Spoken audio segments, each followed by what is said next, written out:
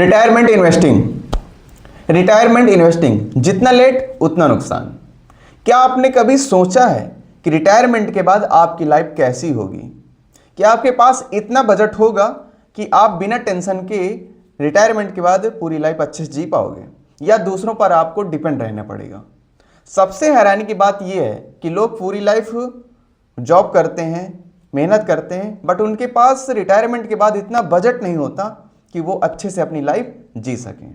तो आज हम रिटायरमेंट इन्वेस्टिंग के बारे में एक एक पॉइंट डिस्कस करेंगे और आपको समझाऊंगा। तो इसलिए कोई भी पॉइंट मिस मत करना, क्योंकि अधूरी जानकारी आपके लिए सही नहीं होगी। इसलिए वीडियो के एंड तक बने रहें। तो चलिए स्टार्ट करते हैं। पहले बात करेंगे कि रिटायरमेंट इन्वेस्टिंग क्या होता है। रिटायरमेंट इन्वेस्टिंग एक ऐसा पैसा लगाना होता है जो फ्यूचर में एक ऐसा कॉर्पस क्रिएट करके देता है। जो हमारी जॉब चली जाएगी, इसके बाद रेगुलर इनकम नहीं आएगी, बिजनेस से मान लो कि सैलरी नहीं आ पा रही है, पैसा नहीं बन पा रहा है, तो रिटायरमेंट इन्वेस्टिंग के थ्रू आपके पास इतना कॉर्पस होगा या आपके पास इतनी पैसे होंगे कि आप अपने सारे खर्चे झेल पाओगे बिना किसी के ऊपर डिपेंड रहे। और दूसरी चीज़ इसमें क्या होता है, ये पैसे को बचाता है, लगाता है, पर इसके साथ साथ में पैसे को इसमें ग्रो भी किया जाता है।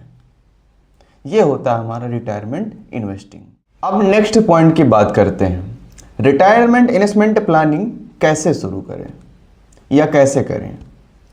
पहले आपको क्या करना पड़ेगा, पहले आपको जितने भी सारे आपके एक्सपेंसेस हैं, जितने भी सारे खर्चे हैं, उनको आपको एक नोट डाउन कर लेना है कि मुझे कितना रेंट देना है, कितना बिजली बिल देना है, कितना मेडिसिन के लिए देना है। ये सारी चीज़ें आप मंथली एक्सपेंसेस लिख लो।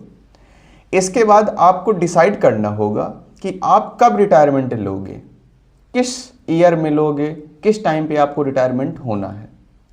इसके बाद आपको क्या करना पड़ेगा, आपको ये डिसाइड करना पड़ेगा कि रिटायरमेंट के बाद आपको कितने ईयर्स तक आपको सैलरी चाहिए, कॉर्पस चाहिए, कि आप हर मंथ इतना इतना आपको कॉर्पस चाहिए खर्चे के लिए, एक्सपेंसेस के लिए।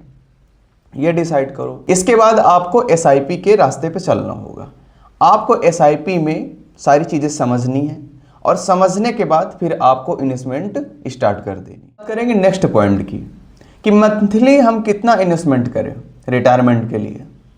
तो ये सबके लिए जो इनकम होती है मंथली इन्वेस्टमेंट के लिए, ये अलग अलग होती है, क्योंकि सबकी जो लाइफ स्टाइल होती है, सबके जो खर्चे होते हैं, एक्सपेंसेस होते हैं, और सबकी जो सिटी होती है, किसी की सस्ती किसी की महंगी होती है। तो ये सबके लाइफ स्टाइल पे डिपेंड करता है कि वो कितने रुपए इन्वेस्टमेंट कर सकता है। जैसे कोई इंसान है, अगर वो 20,000 रुपये पर मंथ कमाता है, तो पहले वो अपने खर्चे निकालेगा, अपने मेडिसिन, अपनी रेंट, अपनी सारी चीज़ें निकालने के बाद फिर जितना पैसा उसमें बचता है, बचने के बाद वो डिसाइड करता है कि मैं मंथली कितने रुपए इन्वेस्टमेंट कर सकता हूँ अपने रिटायरमेंट के लिए।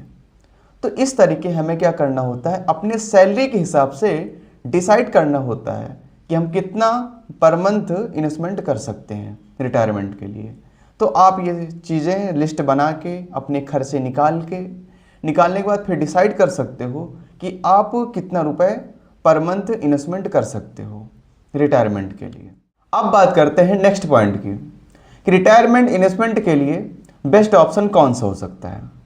इससे पहला पॉइंट है debt mutual fund. Debt mutual fund जो होता है वो स्टेबिलिटी क्रिएट करता है और स्टेबिलिटी के लिए यूज होता है। तो अगर आपको स्टेबिलिटी बनाना है तो आपको डेट म्यूचुअल फंड चूज करना चाहिए।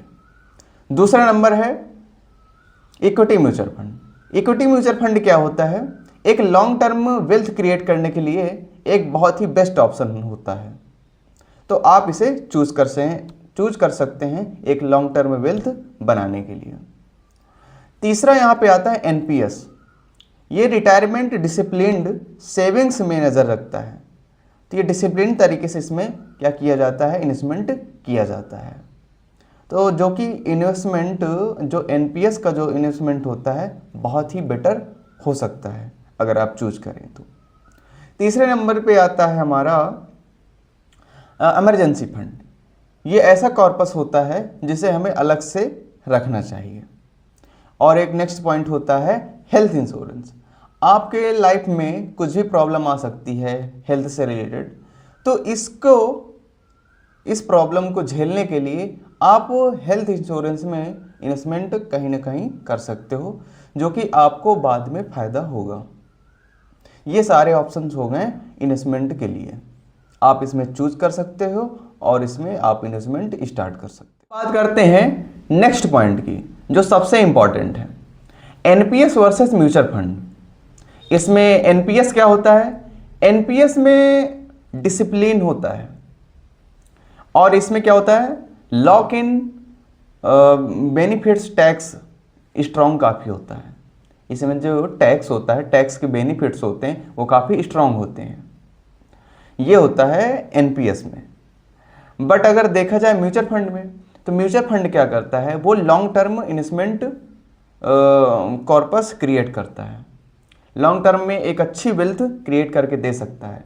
बट इसमें क्या होता है, हमें थोड़ा सा रिस्क भी होता है, क्योंकि मार्केट अगर क्रैश हो गया या कुछ भी हो जाए तो इसमें क्या होता है, हमारी वैल्यू गिर भी सकती है। तो इसमें हमें क्या होता है, इसमें रिस्क भी होता है। अगर आपको डिसिप्लिन चाहिए रिटायरमेंट के लिए, डिसिप्लिन तरीके से आप इन्वेस्टमेंट करना चाहते हो, तो आपके लिए एनपीएस बेटर ऑप्शन हो सकता है। बट आपको लॉन्ग टर्म वेल्थ क्रिएट करनी है तो आपको म्यूचुअल फंड चूज करना चाहिए। ये आपके ऊपर डिपेंड करता है। तो आज के इस वीडियो में हमने बात की रिटायरमेंट इन्वेस्टमेंट क्या होता है, इसमें कितना पैसा इन्वेस्टमेंट किया जा सकता है, कितने से हम स्टार्ट कर सकते हैं, और इसके इन्वेस्टमेंट के ऑप्शंस क्या क्या हो सकते हैं, एनपीएस वर्सेस म्यूचुअल फंड क्या है। इसके मेन टॉपिक्स हमने अच्छे से कवर किए हैं। अगर आपको इसमें कोई डाउट हो किसी भी टॉपिक में तो आप कमेंट सेक्शन में पूछ सकते हो। मिलते हैं एक नई वीडियो के साथ। Bye bye.